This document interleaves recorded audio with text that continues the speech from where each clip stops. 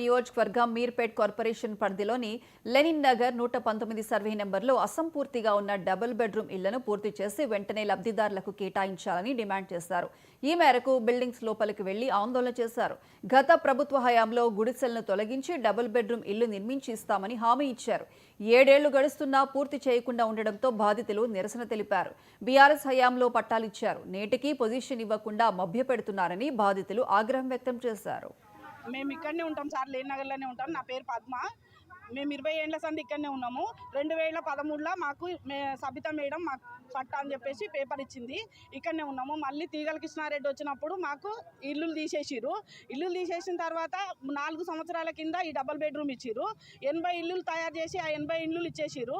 మాకు 3 నెలల తర్వాత ఇస్తానని చెప్పిరు.